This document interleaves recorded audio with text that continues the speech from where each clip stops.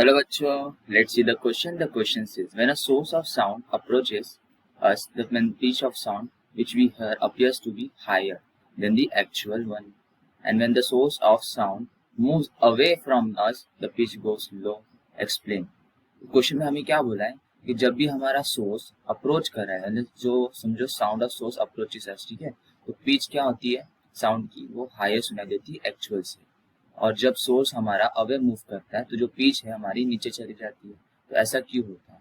तो इस क्वेश्चन का की कॉन्सेप्ट क्या होगा?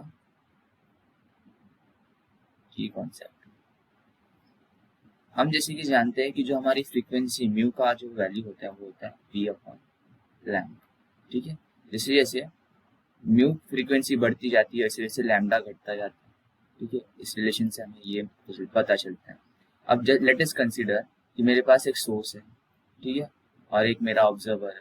अगर सोर्स इस ऑब्जर्वर की तरफ किसी v से स्पीड से मूव कर रहा है, ठीक है, तो इसको जो रिलेटिव वेलोसिटी होगी ना, अगर वो v, समझो मेरी रिलेटिव वेलोसिटी हो गई r, अगर ये टूवर्ड्स मूव कर रहा है तो जो मेरी रिलेटिव वेलोसिटी हो जाएगी v प्लस v नॉट, जो कि ज्यादा रहेगी। अब जो ज्यादा रहेगी जिसकी वजह से क्या होगा, जो फ्रीक्वेंसी सुनाई देगी वो भी ज्यादा रहेगी, ठीक है, क्योंकि ये टूवर्ड्स मूव कर रहा है। अगर मेरा जो सोर्स है, ठीक है, ये मेरा सोर्स और ये ऑब्जर्वर, अगर मेरा सोर्स है ये अवे मूव कर रहा है, ठीक है, ये अवे मूव करेगा। जो मेरा सोर्स है अगर ये मेरे ऑब्जर्वर से अवे मूव कर रहा है, ठीक है, तो जो इसकी रिलेटिव वेलोसिटी है वो क्या होगी, घटेगी, ठीक है, जिसकी वजह से क्या होगा, जो इसका जो भी फ्रीक्वेंसी सुनाई देगा वो कम होगा। और ये अगर ये रेस्ट पे होगा मेरा ऑब्जर्वर, ठीक है, ये ऑब्जर्वर रेस्ट पे, तो इस केस में क्या होगी, जो मेरी रिलेटिव वेलोसिटी होगी वो क्या होगी, कम होगी, ठीक है, ये हो जाएगा v माइनस वी नॉट के बराबर। इससे मैं बोल सकता हूँ कि जो मेरा फ्रीक्वेंसी है इस केस में सेकेंड वाले, इसमें क्या होगी, कम हो जाएगी।